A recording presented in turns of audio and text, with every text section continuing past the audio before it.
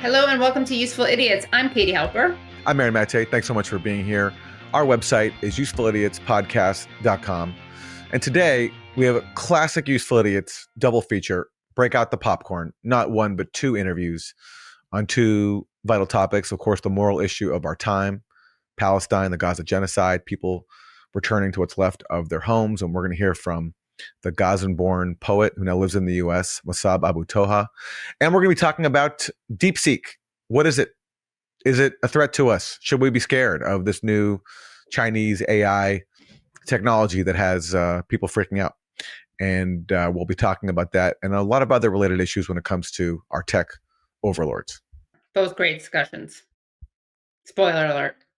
And as always, please do support us at usefulidiotspodcast.com because there you get bonus content, including extensive interviews and the fabulous Thursday Throwdown, your midweek dose of media madness. Let's start with the four basic food groups. What do we got for Democrats suck, Aaron? For Democrats suck, we're going to turn to the confirmation hearing of Tulsi Gabbard, who is a former Democrat, but left the party after she was smeared for calling out the corruption of the DNC and rigging the primary in 2016 against Bernie Sanders. She was also smeared for some of her views on foreign policy with people, including Hillary Clinton, calling her a Russian asset. And since then, she's rebranded, she's joined MAGA, and Trump has tapped her to oversee the nation's intelligence agencies. And to get that nomination, Tulsi Gabbard has abandoned some of her past views. She used to speak, and I think for Washington's standards, a pretty fair-minded way about Palestine. Since then, she's become an arch-Zionist, although always her record on that was a little bit checkered. Yeah. She was hanging out with Shmuley Boteach a long time ago. But in more recent years, when she was running for the Democratic Party nomination, I thought she was saying some decent things when it comes to Palestine, but that's no more. She's abandoned that. But she's kept to some of her views that have gotten her a lot of detractors when it comes to foreign policy, including criticizing the proxy wars in Syria and Ukraine, which in Washington, if you want to be part of the intelligence establishment, you simply cannot do because these are major foreign wars that the U.S. has been fueling for a very, very long time. And people in power on both parties have not liked the things that she's been saying. And one of them, which she pointed out in her opening statement, and I think this just shows the bankruptcy of Democrats in some of their foreign policy views, is pointing out that in Syria, the U.S. supported an insurgency that it knew was dominated by al-Qaeda. As Jake Sullivan said to Hillary Clinton, quote, al-Qaeda is on our side in Syria. Well, Syria is now controlled by an al-Qaeda offshoot. So how often do you ever hear that mentioned in a congressional setting? Someone acknowledging that the U.S. supported an al-Qaeda dominated insurgency to the point where Jake Sullivan wrote, al-Qaeda is on our side in Syria. And it's for comments like that that Tulsi Gabbard attracts so much hostility from both parties, but now especially Democrats, because the dirty war in Syria, that was their project. It began under Obama, although the Bush administration set the roots for it. And so Tulsi Gabbard said that. And comments like this have made some strong enemies for Tulsi Gabbard on the Democratic side. Among them, Michael Bennet, who was yelling at Tulsi Gabbard throughout her confirmation hearing, multiple times asking Tulsi Gabbard to declare that Edward Snowden, the NSA whistleblower, is a traitor. And Tulsi Gabbard, who previously called for pardoning Snowden, would not oblige. And he was very, very livid about that. He also was very livid that Tulsi Gabbard has criticized U.S. policy in Ukraine and has said that the U.S. could have helped avoid the war by addressing Russian security concerns. So here's Michael Bennet taking Tulsi Gabbard to task for daring to say that the U.S. helped provoke the Ukraine war. February 23rd, 2022, at the very moment that Russian tanks were rolling across the peaceful border of Ukraine for the first time, you tweeted at 11:30 p.m. your time, this war and suffering could have easily been avoided if Biden administration / NATO had simply acknowledged Russia's legitimate security concerns regarding Ukraine's becoming a member of NATO. Did you say that, yes or no? I believe you're reading my tweet, Senator. Yes is the answer. So Michael Bennet is indignant that Tulsi Gabbard tweeted, and he really emphasized that. You tweeted this. How dare you? That at 11:30 p.m. At 11:30 p.m. That Russia had legitimate security concerns. How dare someone say that? He was so upset by this that in his closing remarks, he focused on it again. Can't we do better than somebody who doesn't believe in 702? Can't we believe that somebody who can't answer whether Snowden was a traitor 5 times today, who made excuses for Vladimir Putin's invasion of Ukraine, the first time that I'm aware of any American official has done that? I'm questioning her judgment. That's the issue that's at stake here. So let me correct Senator Bennett here, where he says this is the first time I believe an American official has ever said that Russia has legitimate security concerns, and how dare Tulsi Gabbard? That's not true. One of the people who's made this point before Tulsi Gabbard is Charles Kupchan. He is a former senior official on Barack Obama's National Security Council. Barack Obama, a fellow Democrat, just like Michael Bennett. And listen to what Charles Kupchan said, exactly sounding like Tulsi Gabbard. Russia has legitimate security concerns about NATO setting up shop on the other side of its 1,000-mile-plus border with Ukraine. NATO may be a defensive alliance, but it brings to bear aggregate military power that Moscow understandably does not want parked near its territory. So Tulsi Gabbard is far from the first to acknowledge what's obvious to anybody with their eyes open, that, yeah, Russia does have legitimate security concerns, just as the U.S. would have legitimate security concerns if Russia was trying to bring Mexico or Canada into a hostile military alliance. And Charles Kupchan said there exactly what Tulsi Gabbard said. But Michael Bennett, who is a part of this Democratic trend of just being fully aligned with neocons who start in the Republican Party under the Bush administration in that camp, he can't process that thought and had a total freak out about it today. Another issue that engendered a freak out was Tulsi Gabbard being skeptical of allegations that the former Syrian government under Assad used chemical weapons. And Senator Mark Kelly of Arizona pressed Tulsi Gabbard on that. Can you explain to me then why you doubted the intelligence community's conclusions in these 2 cases, Duma and Kanche Kun, but not the others? And please be specific.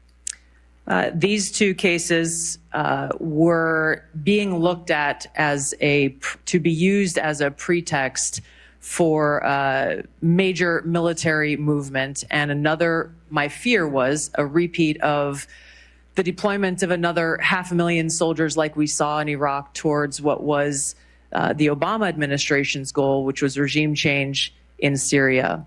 The question specifically that I raised around these 2 came about because there were 2 reasons. One, that assessment was made with high confidence and low information. The information that they had came from those on the ground in an al-Qaeda controlled area, and therefore were al-Qaeda linked sources. And there was conflicting information that came from the UN's Office on the Prohibition of Chemical Weapons inspectors, as well as an MIT professor, Ted Postel, So I who want to looked talk at about him these for a extensively. second. So what we heard there is, for the first time in a formal U.S. government setting, somebody mentioning the OPCW whistleblowers who challenged the cover-up of their investigation in Duma, one of the cases Gabbard's talking about, because their findings undermined the allegation lodged by the Trump administration that Syria committed a chemical attack in Duma, and those findings were censored. And this is a story I've covered extensively. It's based on leaked OPCW documents. This is the first time that I can recall that's ever been mentioned in a formal U.S. government setting. So this is a milestone for accountability, because finally the OPCW whistleblowers and their leaks are being acknowledged. And Senator Mark Kelly tried to make this an issue at the hearing, but he did not have a rebuttal for Tulsi Gabbard repeatedly mentioning the OPCW whistleblowers, because they're right. And that's why they get ignored by people like Mark Kelly and the entire U.S. media, who never even acknowledge the OPCW whistleblowers' existence, because the whistleblowers and the leaks that contain evidence of what actually was found in Duma undermine this widespread narrative, which is used to justify military strikes on Syria and murderous sanctions. They undermine the narrative that Assad used chemical weapons in Duma. And that's why our reliable media stenographers go along with it. So Tulsi Gabbard pierced that propaganda bubble, and Mark Kelly had no response to it. So I thought that was a really important moment. And he's also, by the way, repeating a mistake. He says that Tulsi Gabbard has challenged U.S. intelligence assessments. In all the cases where Tulsi Gabbard has raised questions about U.S. allegations that Assad used chemical weapons, the intelligence community has never released a formal assessment that makes the case. The White House has put out press releases that they say is based on U.S. intelligence, but these documents don't have the imprint of U.S. intelligence. The first one was put out by Ben Rhodes, who was a creative writing MFA under Obama. And and Rhodes later admitted to feeling anxiety writing it. And that's because the intelligence community refused to put out their own assessment accusing Assad, because James Clapper, whose job Tulsi Gabbard is now up for, went to Obama and said, the case against Assad is not a slam dunk, which was a deliberate reference to the Iraq WMD hoax. So Mark Kelly is basically challenging and excoriating Tulsi Gabbard, not for questioning even U.S. intelligence, but for questioning White House press releases written by non-intelligence officials trying to make the case for bombing Syria. And because Tulsi Gabbard didn't go along with that, and in fact echoed the position of James Clapper when he refused to put the intelligence community's name on a statement accusing Assad, now she's being pilloried. But do we want people who are blindly believing pro-war claims or applying proper skepticism? And so personally, I think Tulsi Gabbard's skepticism is a virtue, but not a liability. So it sounds like Michael Bennett needs to be grilled, just like he grilled Tulsi Gabbard. He should be asked, is it true that you said that Tulsi Gabbard was the first person to say that Vladimir Putin had legitimate security concerns vis-a-vis NATO? He should be grilled on that, and they should read out like the transcript and also the time he said it, because apparently that's important. Like that she tweeted out at 11:30. I wonder if he's trying to link her to Trump, because I guess Trump was famous. Trump and Nero Tanden were famous for their late night tweets. And similarly, it seems like the claim that someone was the first to do something was not Tulsi Gabbard when it came to understanding Russia's security concerns. It perhaps was Tulsi Gabbard in bringing up the OPCW. That's correct. That was a landmark moment. Again, no one's ever done that before. If you read any media account of the issue of Syria, chemical weapons, OPCW, they never, ever acknowledge OPCW whistleblowers, because acknowledging their existence means you have to contend with their findings, which were censored. And that's just too damning to the narrative that Syria used chemical weapons in Douma. So therefore, they just get ignored. It's the most whitewashed Orwellian story I've ever seen.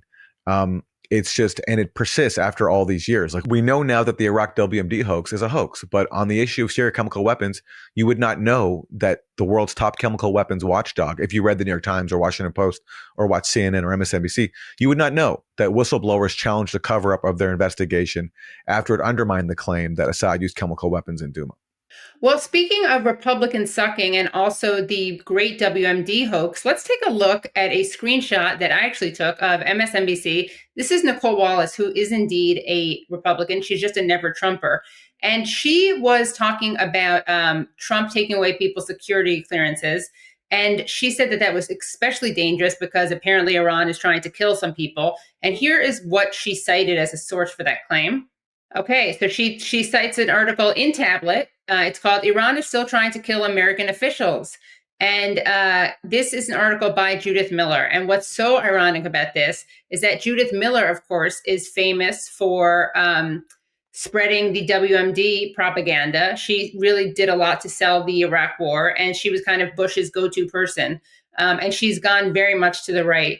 And sucked before she really went to the right. But yeah, she used to be at the New York Times, and now she's at some really right-wing fringe outlet / tablet.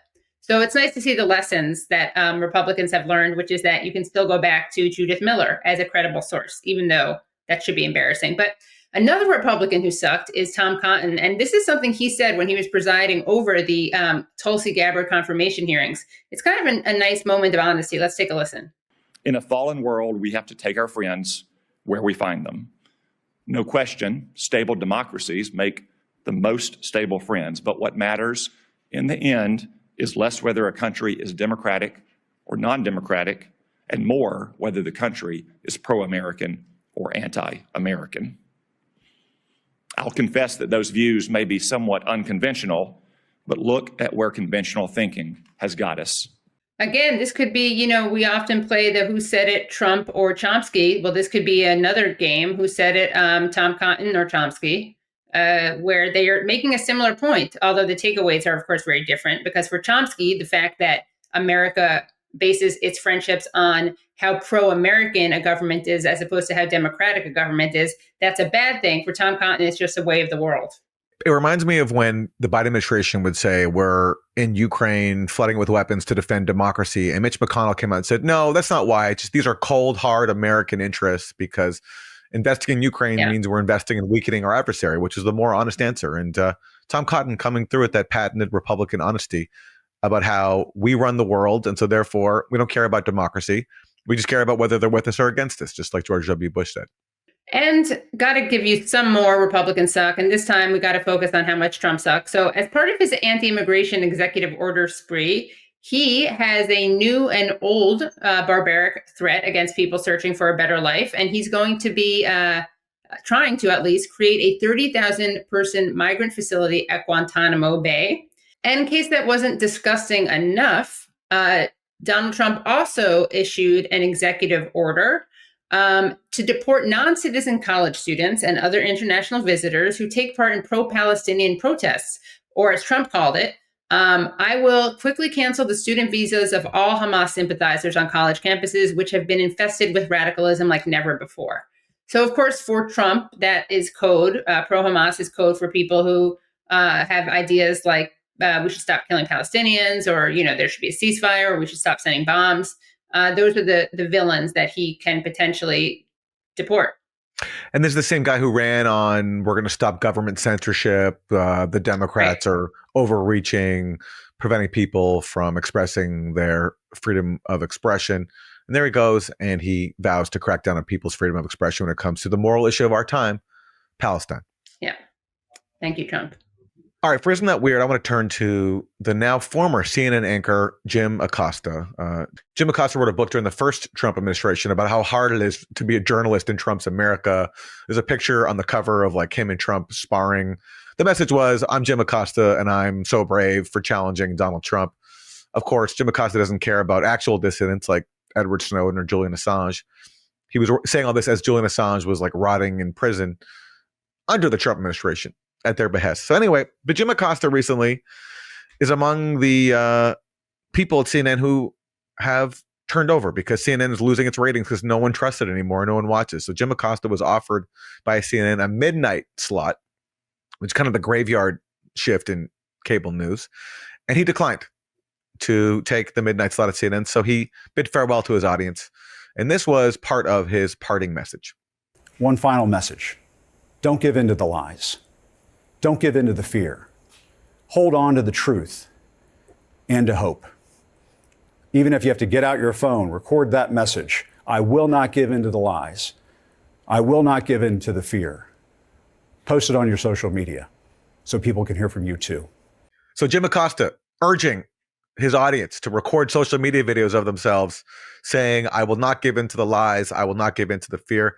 Katie, did you happen to see anybody on your social media feed heeding Jim Acosta's call and releasing a video of themselves repeating that line? No, but I think because it's too heavy of a lift and it's too risky, people are afraid to do it. Yeah. That they might get rounded up in prison. It requires too much bravery. Yeah. Well, for some reason, Jim Acosta's rallying call just didn't catch on. I didn't see it become a trend for people to record. I will not give in to lies. Will not give in to the fear. But funnily enough, it reminded me of a scene from one of my favorite films, Network, which came out in 1976. It's a searing just look at the role of corporate media in our society, in our decaying society. And, it's centered on an anchor who sort of loses his mind a little bit, but becomes like a folk hero because he's channeling all this anti-establishment sentiment. And even though he channels it into kind of like nothing substantive, just his outrage is enough to basically spark a whole new trend. And so this is a bit of a scene from Network. And I'm wondering if Jim Acosta, wittingly or not, drew any inspiration from this. I want you to get up now. I want all of you to get up out of your chairs.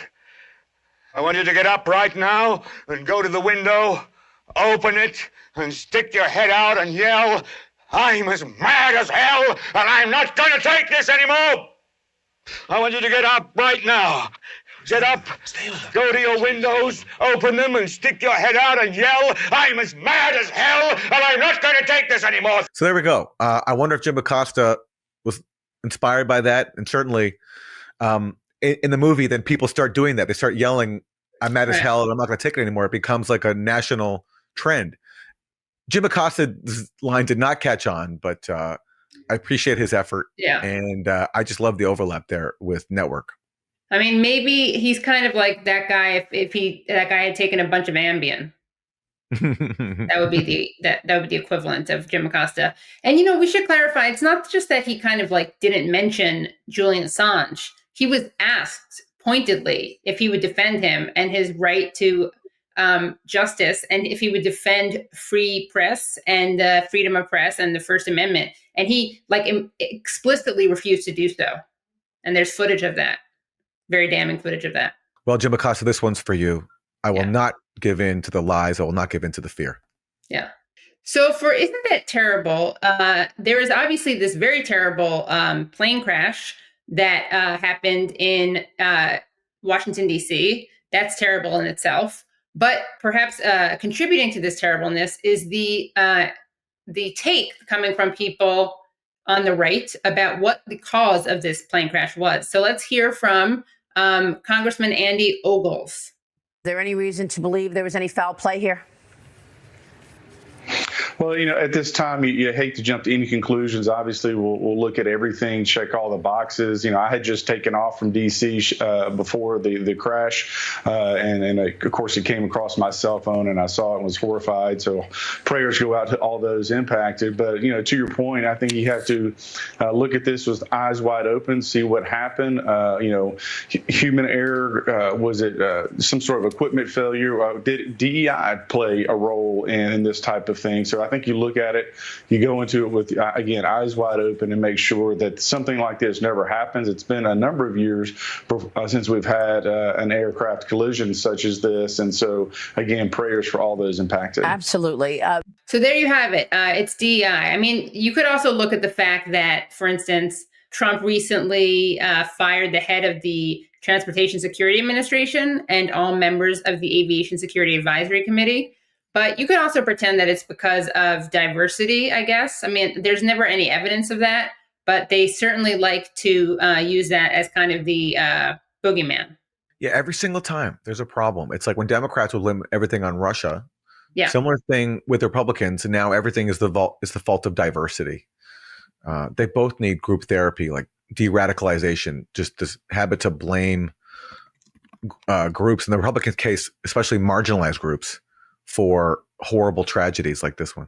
And often, as we pointed out on last week's Thursday Throwdown, this is often this kind of like anti-DI, anti-woke framing is often used to cut public funding. So don't be fooled by it. That's often behind the kind of coordinated narratives. The weaponized and woke government, we're going to be seeing a lot more of that as Trump chips away, or not even chips away, like bulldozes through whatever welfare state does exist. And those have been your 4 basic food groups. So we have 2 interviews for you today. Very excited. Our first one is Mosab Abu Toha, who's a Palestinian poet, short story writer, and essayist from Gaza. Abu Toha is also the founder of the Edward Said Library in Gaza, which was just destroyed by Israel, as we get into. And he recently won an Overseas Press Club award for his Letter from Gaza columns for The New Yorker. His new poetry book is Forest of Noise.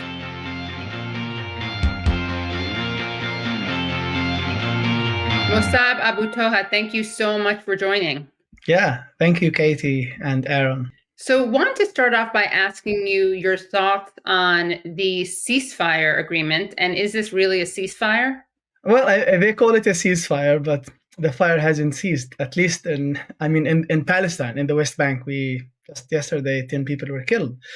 And so many others were killed even after the ceasefire came into force in Gaza about 12 days ago. And the ceasefire is not everything, because so many people are still missing. The Palestinian Civil Defense Forces are still unearthing mass graves. So there is no talk about ceasefire when we are still uncovering the dead bodies of so many people who we assumed were still alive. And I can't think of calling this a real ceasefire if people are still living in the open. And I mean, no tents have entered Gaza, no makeshift, housing units have been entered into Gaza. People are unable to leave, unable to return to Gaza. The critically wounded people have been unable to leave Gaza. So, I mean, not opening fire at someone, it doesn't mean that they have stopped bleeding, or that they are not being wounded by other things around them that the occupation has left behind. You posted a pretty devastating poem, which it would be, I'd love it if you could read it. And then I want to ask you what the return of the refugees means and if you're hopeful about the future. Gaza has become a funeral home, but there are no seats, no mourners, no bodies. And the caskets are nothing but what remained of the dead's clothes. And on the crumbling walls are clocks that have not moved for 14 months. As you can tell from the poem, this poem was written 2 months ago. And it's about Gaza. I have lost 31 members of my father's cousin's family. My father's cousin was killed with his wife, with his children, and with his grandchildren. And I haven't. One of the murdered people was a first cousin of mine, and I wasn't able to see her body or to bid her farewell, her husband, her children. So it's a big Gaza. All of Gaza has become a funeral home, but there are no mourners because the mourners themselves are killed. So who is going to mourn the death of someone when the father, the mother, the sibling of that person were killed? And even if neighbors were coming to mourn and to offer their condolences to someone, they could be killed in the street, as it happened to so many people. And sometimes we do the funeral on the phone. We call someone and say, "I'm so sorry to hear about your loss." And then a few minutes later, that person, the caller or the recipient of this condolences, would be killed. So the whole of Gaza has become like a home where everyone is saying or bidding farewell to someone when this person who is offering the farewell knows that he could be killed, he could be next. So the poem also talks about so many people who, after they were killed, they were left in the street or under the rubble of their houses, and the family, when they return, if they were able to, would find only a few bones. You go to social media and see. I hate to say that when the numbers of the people who are killed are reported, they say according to Gaza Ministry of Health or Hamas. It's not Hamas, it's not Gaza, it's not even Gaza's Ministry of Health who is telling us the numbers. It's me. I tell you that I lost 31 members of my family. My neighbor tells me that he lost his uncle and his wife and their children. So it's not Hamas.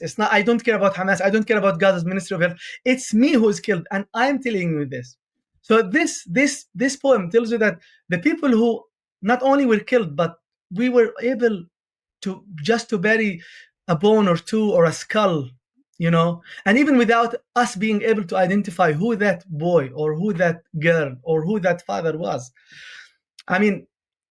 That poem was written 2 months ago, and we are still watching videos and seeing pictures of people who were just found in areas that no one could approach in Gaza. Mosab, talk to us about the Edward Said Library that you established in Gaza. What happened to it? For so long, Israel has been attacking every place in Gaza. Universities, we know that Israel destroyed all universities in Gaza, many schools, including the schools where I taught, where my children went before October 7th. Israel destroyed so many cultural centers. And the Edward Said Public Library, I'm not surprised that it was destroyed, because it's not the only thing that was destroyed. So many lives have been destroyed. So many buildings have been destroyed. So many hospitals have been destroyed. But the special thing about the Edward Said Public Library that I founded with the help of so many friends, especially in the West, just imagine, in the West. So we get support from beautiful people in the West, but at the same time, we are getting bombs from people in the West. So I was able to establish a public library, especially an English language library, where we had on the shelves every book that you can think of, novels, history books, poetry collections, sometimes poems that were signed by authors who are living in the US or in Europe. So I really struggled to build this library, and this library, thankfully, became two branches, one in Beit Lahia in North Gaza, where I lived for the past 20 so years, and then in Gaza City. The hard thing about building something in Gaza, not to say a library, is that Israel has been imposing draconian siege on the Gaza Strip, where you can't get a gift from a friend from outside of Gaza. If you are getting some kind of a gift from a friend, it will go through Israel, and Israel will decide whether this package will enter Gaza or not. So when I was collecting the books, when I was building the library, each box of books that entered Gaza for the library or for myself took about 8 weeks to make the journey into the bookshelves at the Edward Said Public Library. So just imagine the 2,000 or 4,000 books that I collected over the past 7 years. Just imagine how long it took. Now we can start to imagine how long it would take to build houses, to build universities, to build schools, to build a library, and how long it will take to put and receive books from outside of Gaza, and how long it will take, people to start thinking about visiting a library, especially the children, many of whom have been amputated, many of whom have lost their parents or their siblings. So Israel destroyed so much, and this is why I think that this is more than a genocide, because this is an irrecoverable destruction. And so, from friends of yours, loved ones that are returning now to what's left of their homes, what are you hearing from them? Just yesterday, I was able to talk to my youngest sister, mother of a girl who was 3 months old on October 7th. To be honest, I asked her how. Now she's living in a tent in Beit Lahia, and she shocked me when she said, "I wish I died. I prefer to have died to live in a tent now, even after a ceasefire." And this is my sister.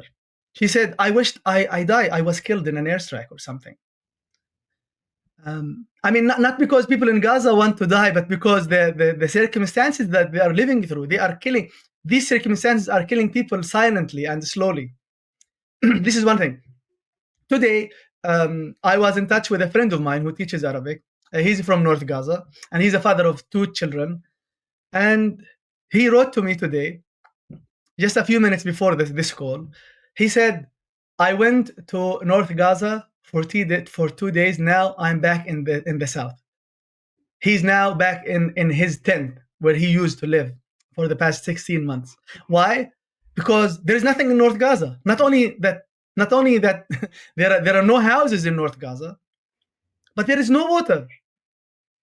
It's even impossible for him to move his tent from South Gaza to North Gaza. Why? Not only because there is no transportation like cars, because Israel is limiting the amount of fuel that is coming to Gaza. Israel is searching everything. It's very, very slow. And he has 2 children to take care of.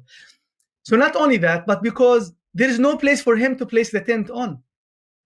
He used to live on, I think, maybe the 4th or 5th floor of a residential building. And the whole area is a pile of rubble. So where do you place your tent?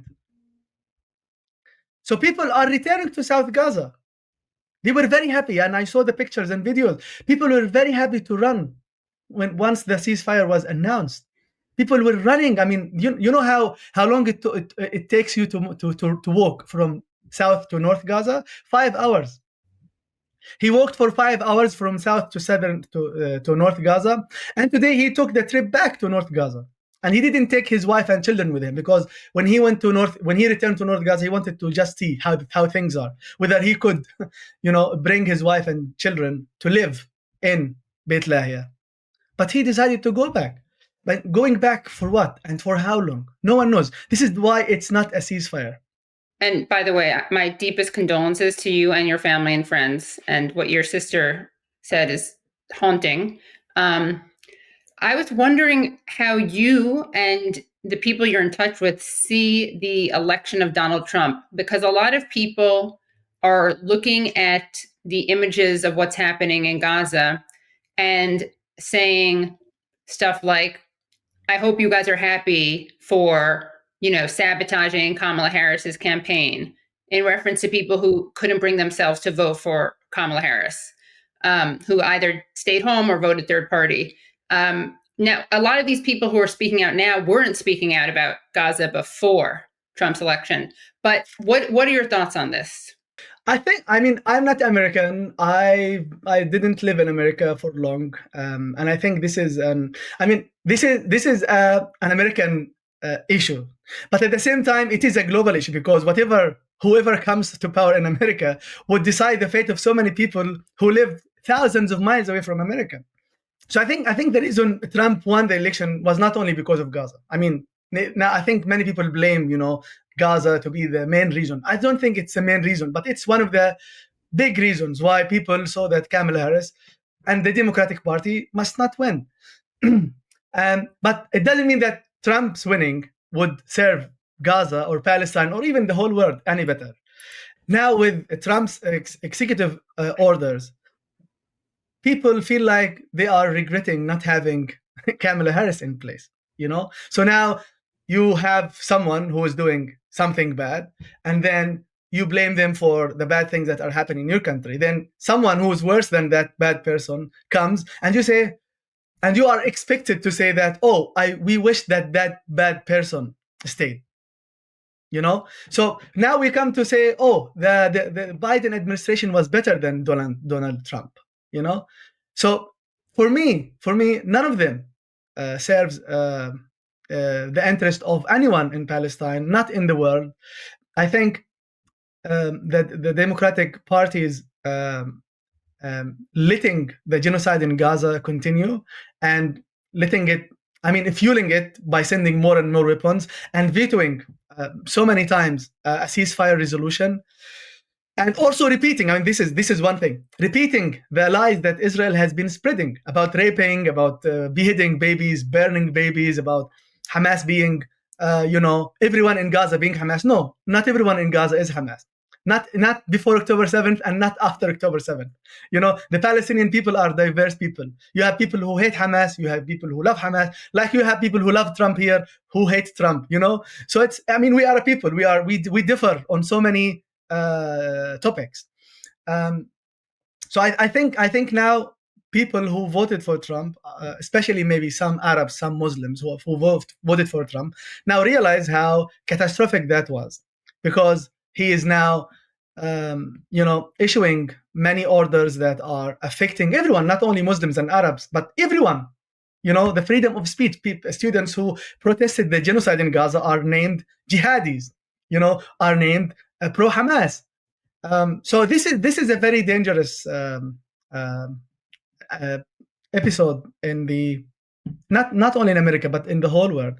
One last thing I wanted to say was that the people Trump appointed. One last thing I wanted to say is that the people that Trump appointed are extremely pro-Israel. His ambassador to the UN, his ambassador to Israel, his Secretary of Defense, his Secretary of State. Every one of them has Israel as a priority. So how do we see peace forward when we see that this administration has appointed people who are blindly pro-Israel? When just a few weeks ago, the ICJ issued arrest warrants to Netanyahu and his defense minister. And they issued also arrest warrants to 3 of Hamas leaders, Mohammed al-Deif, Haniya, and Sinwar. And the 3 of these people were killed. Israel killed them, So Israel took its revenge against these people, who the ICJ issued arrest warrant. But now these 2 other people, Netanyahu and Gallant, are not condemned by the American administration, and this is a very bleak moment in history, I think. Mosab Abu Toha, thank you so much for joining us. Yes, thanks so much. Thank you.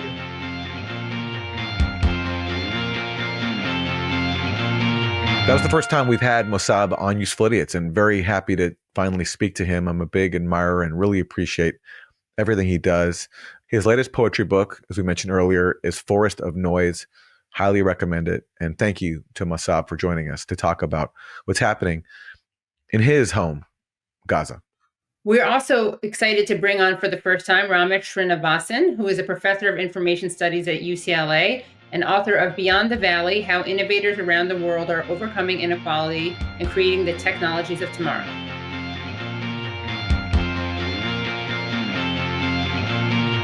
Ramesh Srinivasan, thank you so much for joining us. Yeah, thanks, Aaron, and thanks, Katie. Thank you both for having me.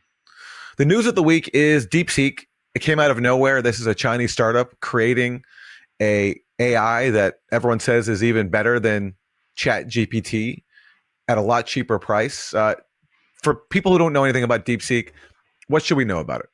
I think first and foremost, people should know that these AI systems, whether it's DeepSeek or OpenAI systems or other systems put out by Google, Gemini, Anthropic, etc., are all using our personal data and are using essentially algorithms, which are patterns that are applied to bodies of data to mimic human expression. So none of these systems would be worth a penny or even able to exist without the essential acquisition through essentially a surveillance-based model and the extraction of our personal data, mind you, without any form of compensation or even appropriate disclosure. So that's the most important thing, I think, to note.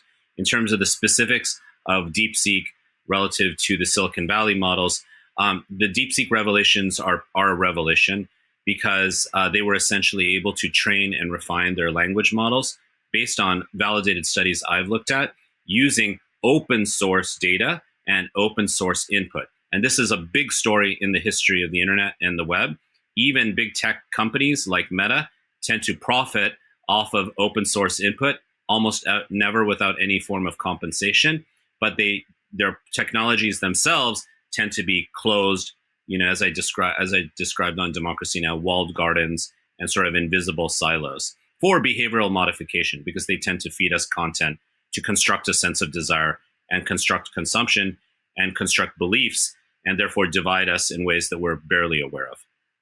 And already we're hearing talk of the Trump administration in response to DeepSeek imposing new tariffs on on chips, on computer chips for the Chinese market.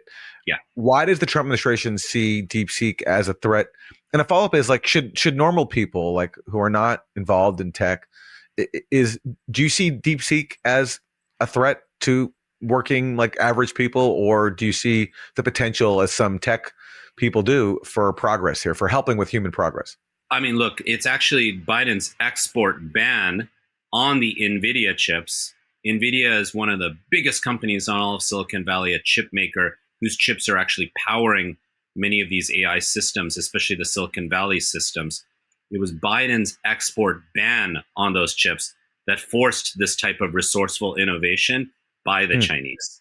So if anything, this sort of closure and kind of this attempt to be nationalist and a duopoly in relation to all these AI and tech is going to leave the US further behind.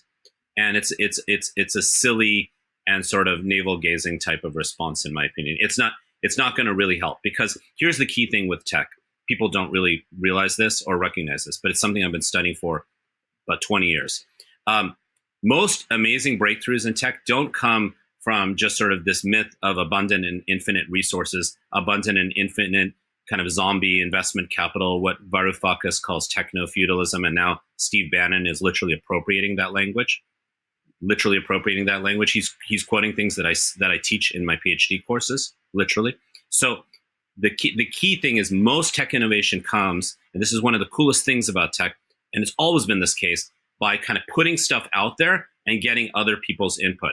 And it's always been that. A lot of this dates back to hacker and free software and open source culture. So the Chinese just went back to the basics of how almost every major internet technology was formed, which was getting support from the global developer community. So this idea of kind of walling things off and thinking that you're going to win that war is an incredibly retrenched and very naive and infantile idea, and it's not going to work.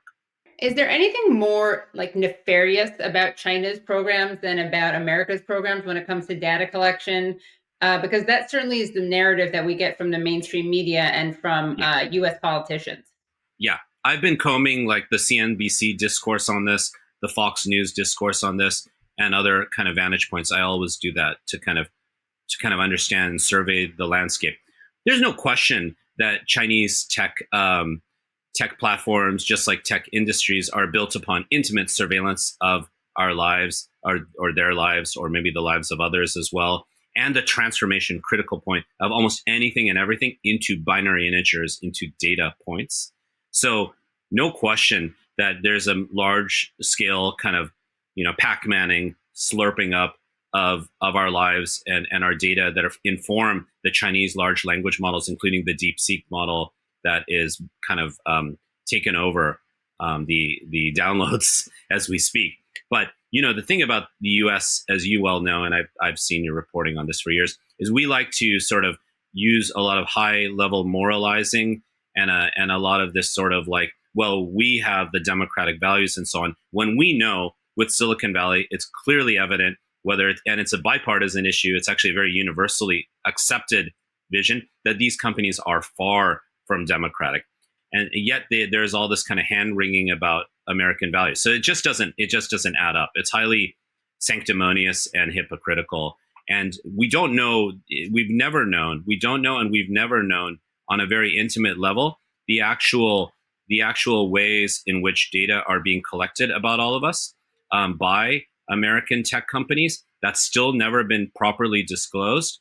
And that's the bare minimum that we would need for this to be even close to democratic. We have to start with transparency, move toward accountability, and then the greater state would be more distributed governance. So that's just a long way of saying that we can assume that whether it's American or Chinese, that everything's being collected about us. And we also know, both in China and certainly true in the US, that data can be aggregated. So Katie, it could be your data that's gathered by Instagram about your clicks, your eyeballs, et cetera, and this and that. But that data can be aggregated with your credit card records. So sure, I present myself as always having a great time, the coolest person ever on Instagram.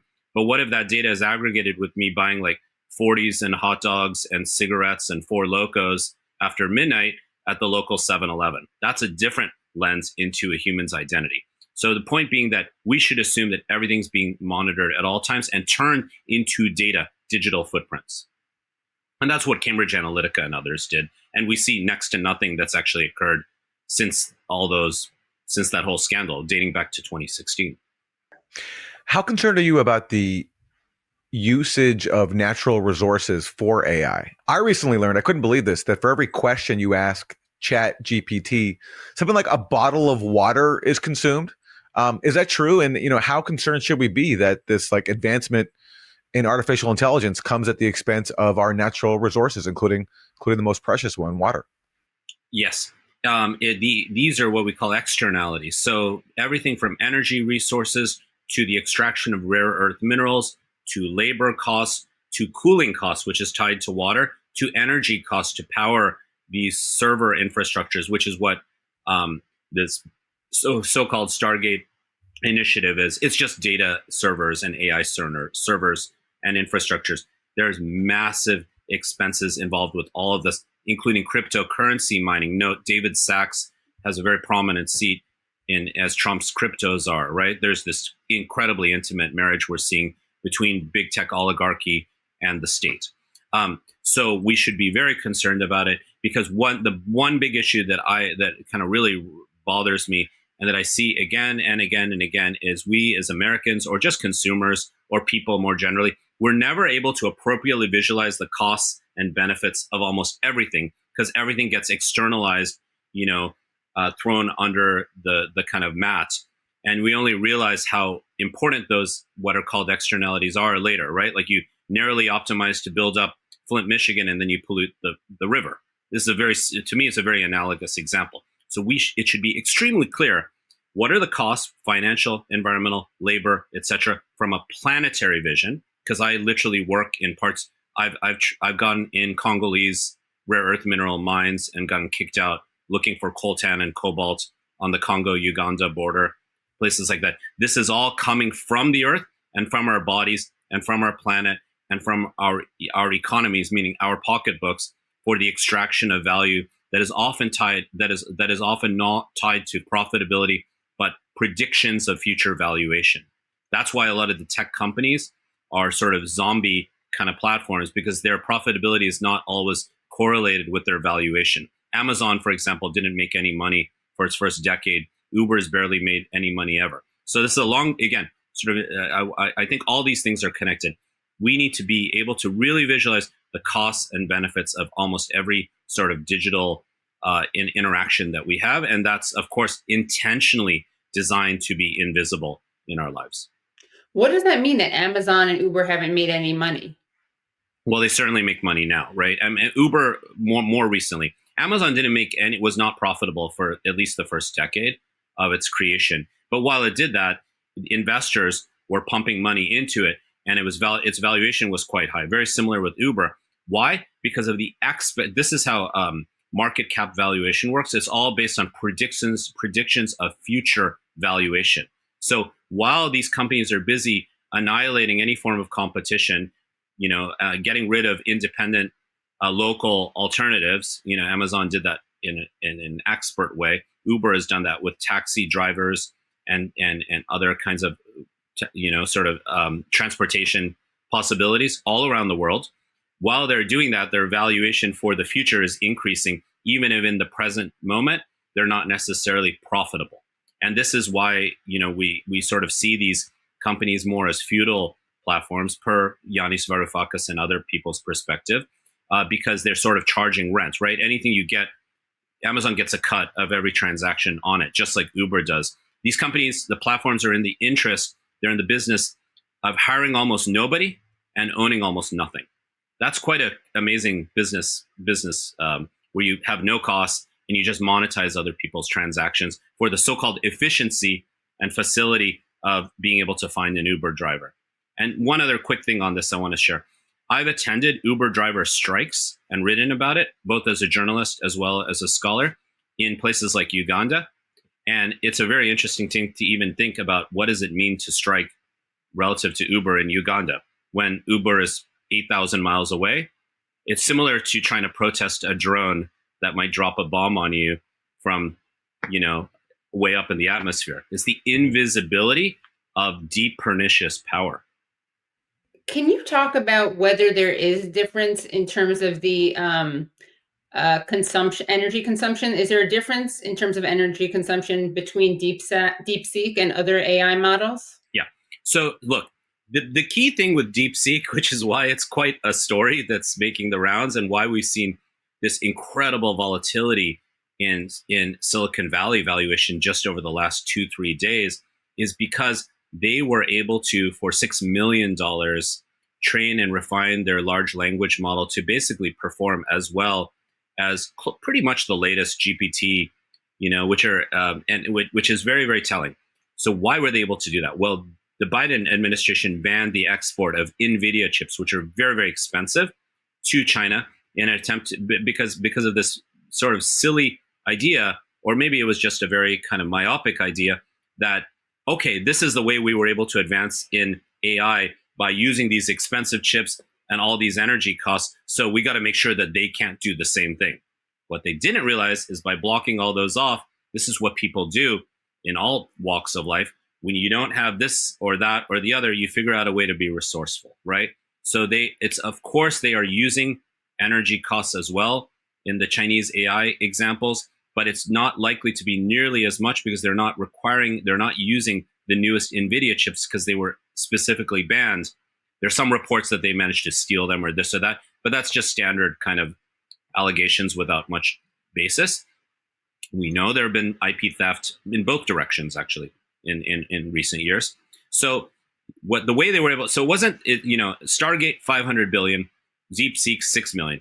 As it's not exactly apples to apples because the 500 billion includes a number of other kinds of components than just training the large language models. But the Chinese were able to work with stuff that already existed and get input from the open source community and build this model that they've put out on the internet. And I've really been looking at it, and it's remarkable. So the reason why this might sink, at least in the somewhat short term, United States AI application services, is not because it's just or the right thing, but because it's so much cheaper. And because it's so much cheaper, that's where investors are going to go. And that's why I've been seeing what, these CNBC hedge fund guys have been talking about with all this. They're basically like, oh yeah, this is, but I do want to make this point also. This is in the sphere of AI. These AI systems are chatbots that mimic our expression using correlation and using data gathered on us. And they could be the brains of many sort of other kinds of AI systems, whether it's a humanoid robot. It's not something I'm that psyched about, but okay, some people might be. Or other kinds of IoT systems that are in your house, in your car, maybe in your body, etc. But it doesn't necessarily challenge the underlying reign of big tech and big tech platforms and their near monopolistic, if not monopolistic status, which are in the business of behavioral futures and behavioral modification. So this doesn't deal with the social media dumpster fire, for lack of a better term. It doesn't mean, and yet again, we're not seeing any robust discussions of actual regulation of these industries as they start emerging. We could do what we didn't do with social media right now, and we could do what we didn't do with Google right now. Those companies were in the process of being regulated right before 9/11 happened. I know that's a long time ago, and then the Patriot Act got shoved down our throats, and all those regulations were skirted. Ron Wyden was leading the charge on that back in the day. I was beginning in graduate school at that time. So what would this look like if we hadn't, submitted to the Patriot Act? What is the regulation that you're advocating? What would that look like? And to hear the rest of the interview, please go to usefulidiots.podcast.com. That was great. And definitely check out Ramesh's podcast, the Utopias podcast. Thank you to Ramesh for joining us. And thank you to you for being here, supporting Useful Idiots. You can do that at usefulidiots.podcast.com. Go there, support the show, and get bonus content. And keep us going so we can continue to give you more great episodes like this, including a classic Useful Idiots doubleheader with 2 different guests, 2 different topics. Very informative. And really appreciate both Ramesh and Mosab for joining us. Bye, everyone. Thanks so much for listening to and watching Useful Idiots. For extended episodes, bonus content, and our weekly Thursday Throwdown episode, please subscribe at usefulidiots.podcast.com. Support the show for free by subscribing on YouTube, Rumble, and wherever you get your podcasts. And if you like the podcast, don't forget to rate and review. You can also follow us on Twitter at UsefulIdiotPod. Thanks for supporting independent media. We'll see you next time.